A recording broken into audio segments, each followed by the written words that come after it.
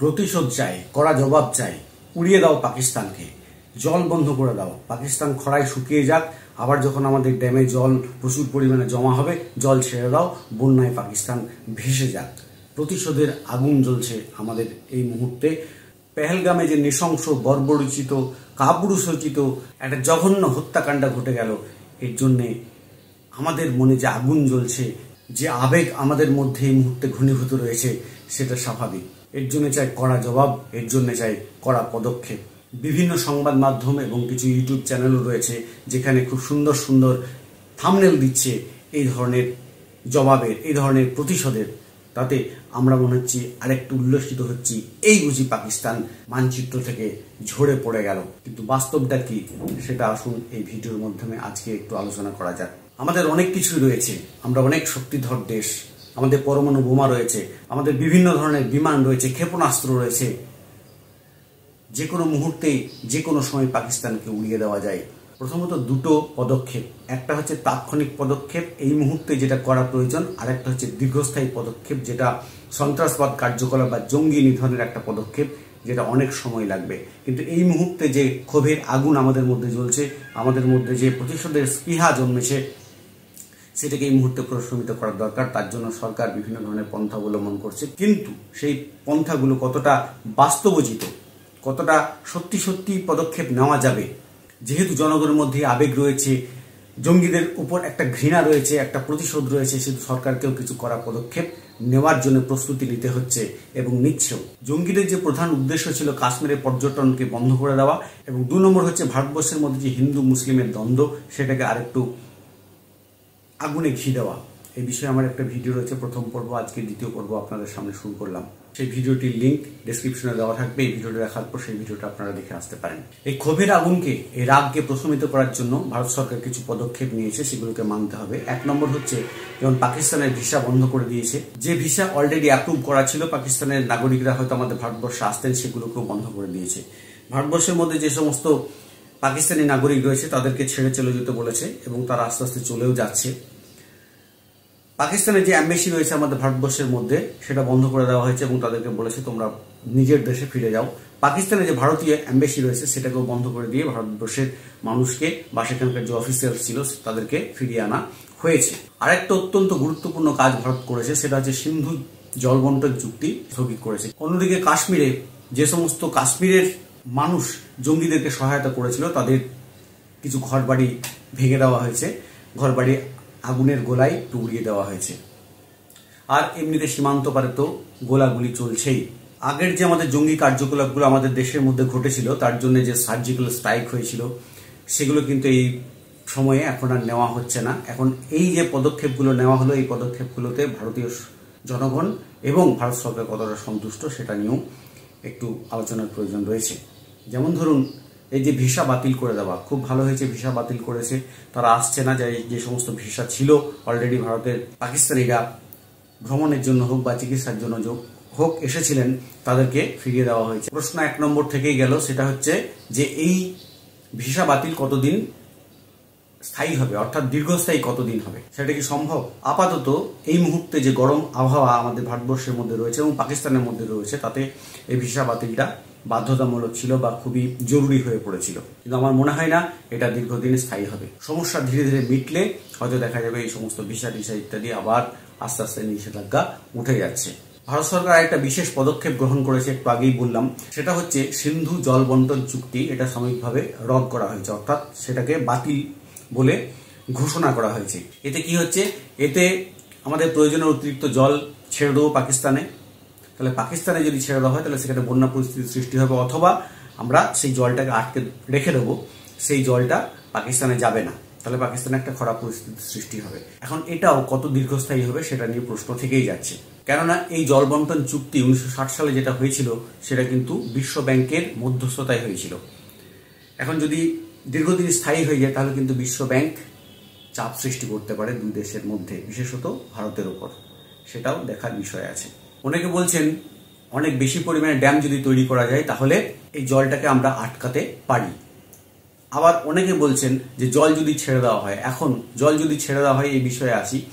অনেকগুলো জলবিদ্যুৎ কেন্দ্র রয়েছে এই সমস্ত নদীগুলোর ওপরে, মূলত 6টা নদী। মূল নদী হচ্ছে সিন্ধু এবং এর যে 5টা উপনদী সিন্ধু, চন্দ্রভাগা এবং ঝিলাম, এই 3টে নদীর জল 30% ভারত ব্যবহার করে এবং 70% পাকিস্তান ব্যবহার করে। এই 3টি নদী হচ্ছে পশ্চিমের নদী।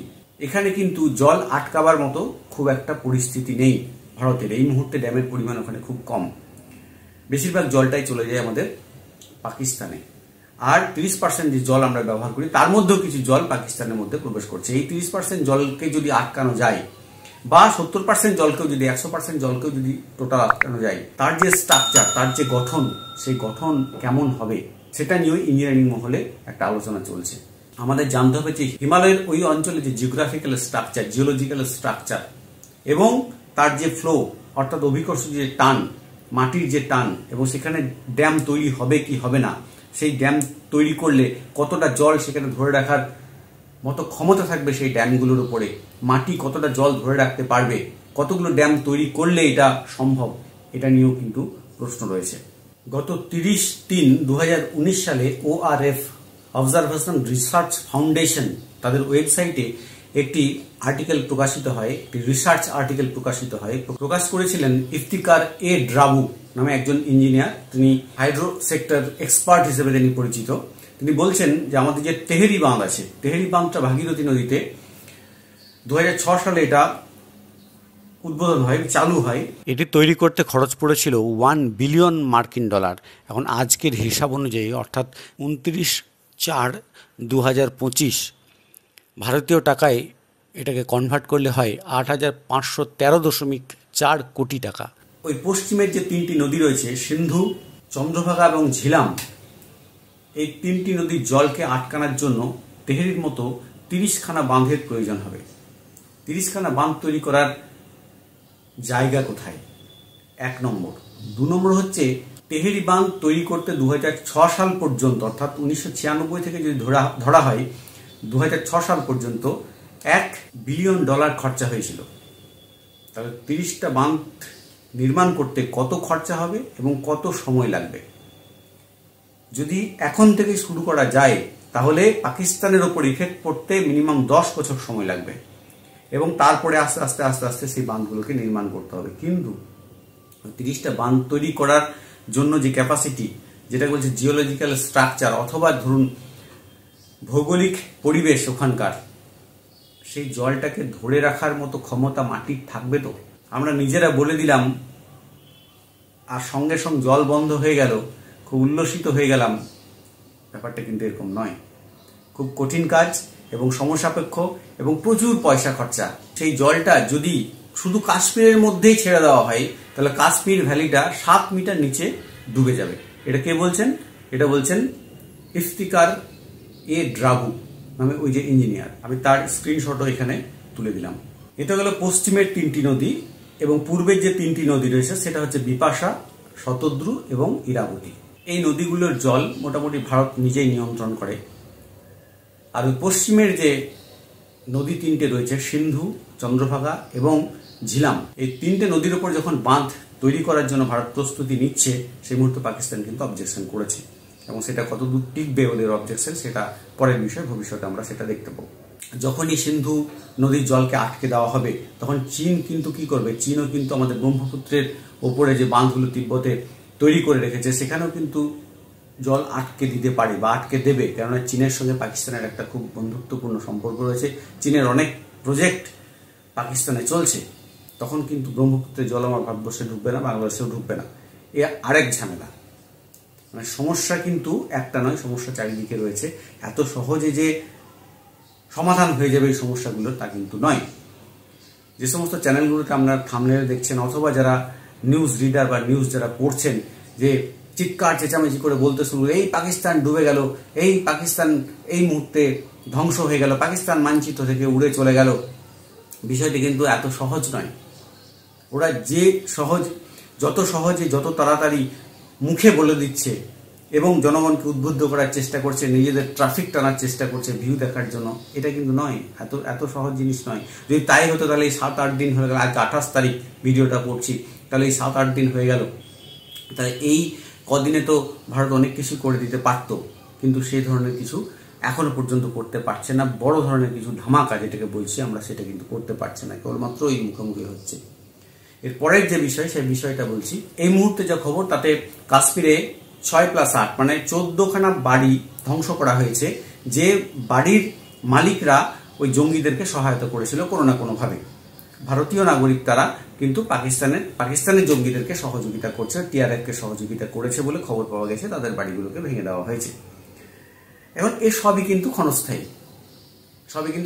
দীর্ঘস্থায়ী কিন্তু কোনোটাই নয়। কারণ বড় ধরনের ধামাকা করা যাচ্ছে না কেন, বড় অ্যাটাক করা যাচ্ছে না কেন? পূর্বের যে সার্জিক্যাল স্ট্রাইক হয়েছিল, পাকিস্তান কিন্তু এখন সজাগ হয়েছে। ভারত হয়তো এই মুহূর্তে সার্জিক্যাল স্ট্রাইক যদি করে, তাহলে ওরা কিন্তু প্রস্তুত হয়ে আছে সেটাকে তাদের শক্তি দিয়ে প্রতিরোধ করার চেষ্টা করবে। বড় ধরনের যে ধামাকা করা যাচ্ছে না বা আক্রমণ করা যাচ্ছে না, তার জন্য কিন্তু অনেক রকম প্রতিবন্ধকতা রয়েছে। প্রথম হচ্ছে আন্তর্জাতিক প্রোটোকল, যেটা ইন্টারন্যাশনাল প্রোটোকল রয়েছে, সেগুলোকে মেনে চলতে হয়। অনেক দেশ আমাদের পাশে এসে দাঁড়িয়েছে, আমেরিকা দাঁড়িয়েছে, রাশিয়া দাঁড়িয়েছে, ইসরায়েল দাঁড়িয়েছে, ইত্যাদি ইত্যাদি দেশগুলো দাঁড়িয়েছে, পশ্চিমের দেশগুলো দাঁড়িয়েছে। কিন্তু সেই দাঁড়ানোটা কতক্ষণ, সেগুলো কিন্তু ক্ষণস্থায়ী। দেখুন একটা বিষয়, এই যে আমেরিকার প্রেসিডেন্ট ট্রাম্প, তিনি কি বলেছিলেন যে হ্যাঁ আমরা আছি, ভারতের সঙ্গে আছি। এখন যখনই ঘটনাটা যেদিন ঘটে 22 তারিখ, সেদিন কিন্তু আমাদের ভারতবর্ষে আমেরিকার ভাইস প্রেসিডেন্ট জেডি ভ্যান্স উপস্থিত ছিলেন, সস্ট্রিক উপস্থিত ছিলেন।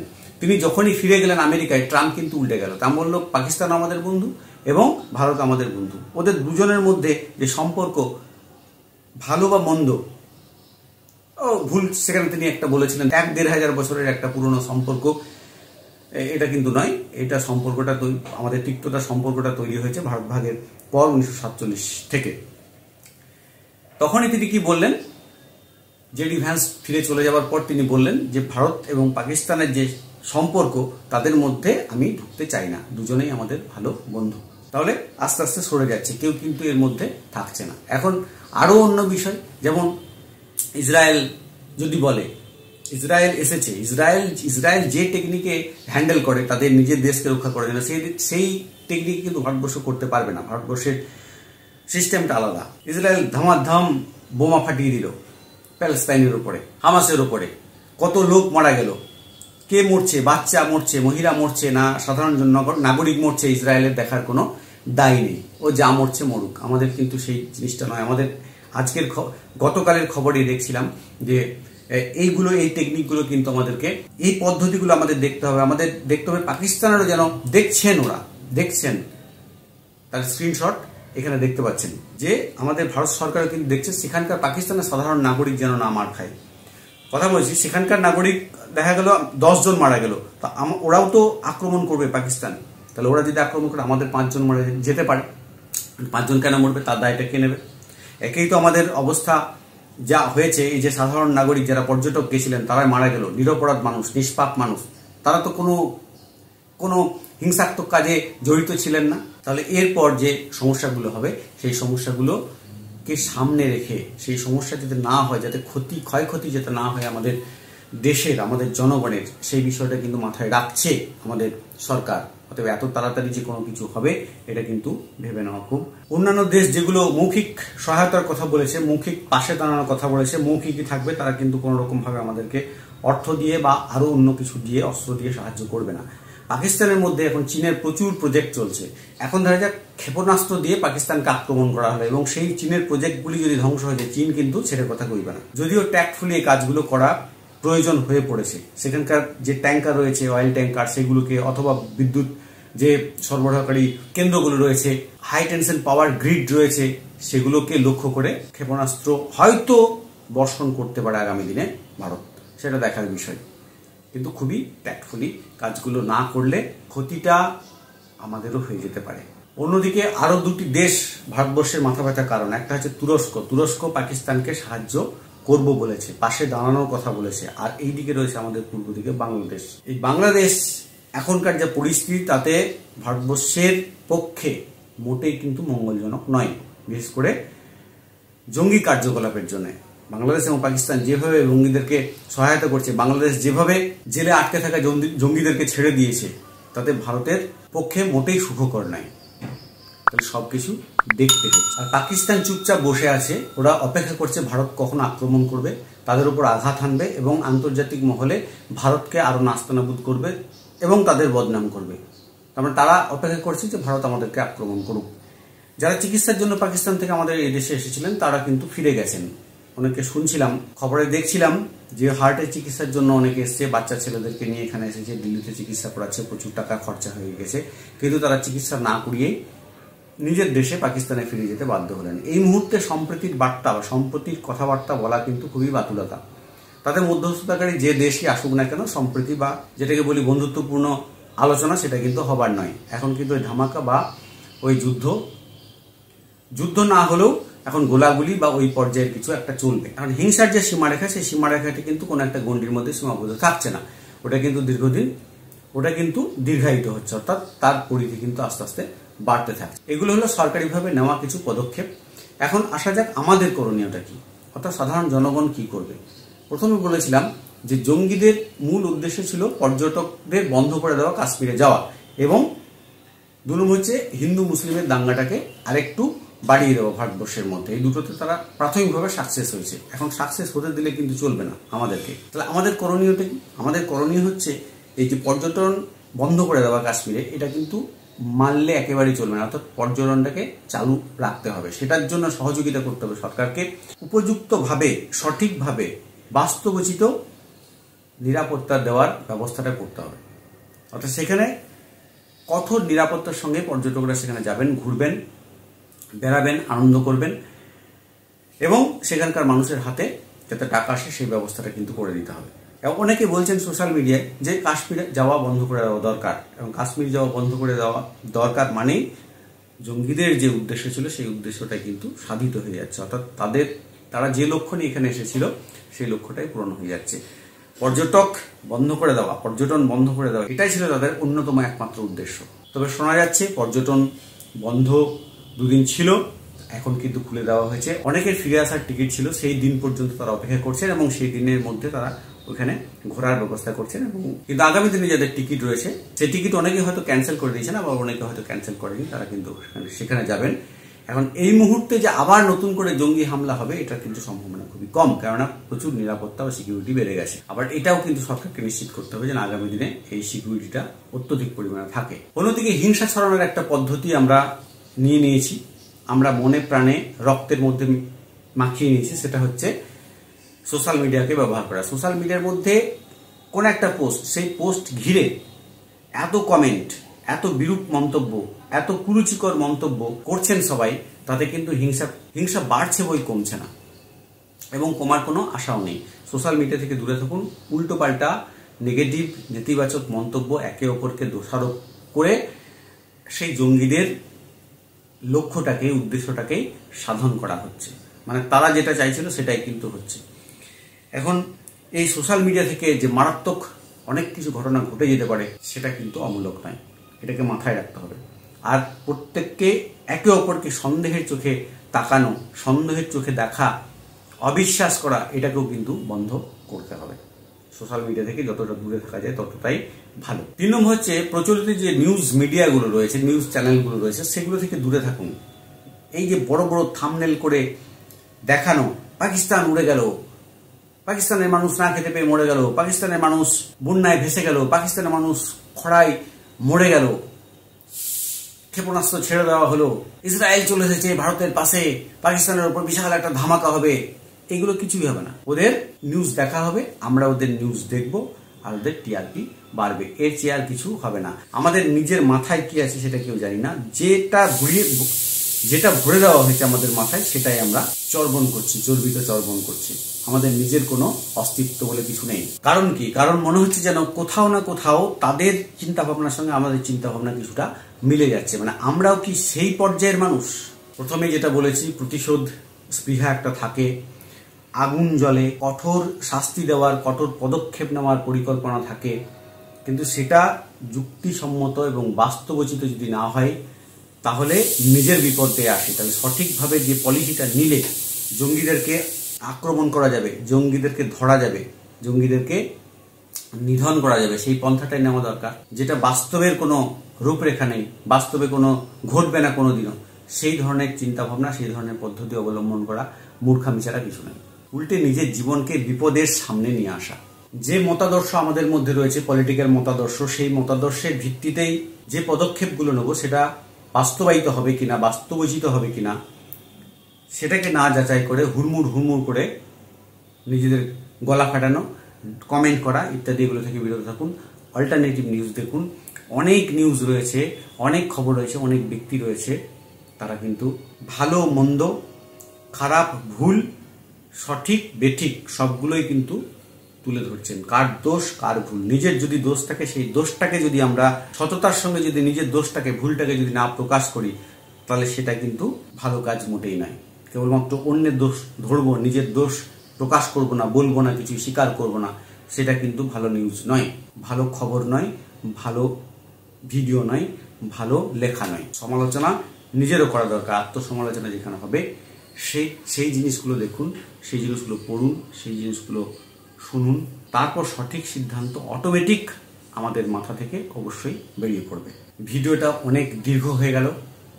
এগুলো ছিল ক্ষণস্থায়ী কিছু স্টেপ বা পদক্ষেপ, এবং দীর্ঘস্থায়ী পদক্ষেপ বলতে যেটা বুঝি সেটা হচ্ছে সন্ত্রাসবাদকে সমূলে নিপাত করা, পুরো শিকড়টাকেই উপড়ে ফেলে সাগরে ফেলে দেওয়া। সেটার জন্য কিন্তু এককভাবে কোনো দেশ করতে পারবে না। কেন এই যে টোটাল যে সন্ত্রাসবাদ, সে ধর্মীয় সন্ত্রাসবাদ হোক বা যে কোনো সন্ত্রাসবাদী হোক, সমস্ত সন্ত্রাসবাদের পেছনে রাষ্ট্রের রাজনৈতিক মদত থাকে, অর্থের মদত থাকে, এবং থাকে কি অস্ত্র। এগুলো কোনো একটা দেশের পক্ষে সম্ভব নয়। মিলিতভাবে প্রত্যেকটা দেশ যতক্ষণ পর্যন্ত না এগিয়ে আসবে, সন্ত্রাসবাদ কোনোদিনও নির্মূল হবে না। এই নিয়ে আরেকটা ভিডিও পরে তৈরি করা যেতে পারে। আজকে এই পর্যন্ত। ভিডিওটা কেমন লাগলো অবশ্যই বলবেন, কমেন্ট করবেন। দেখা হবে অন্য আরেকটি ভিডিওয়। ভালো থাকবেন, সুস্থ থাকবেন। নমস্কার।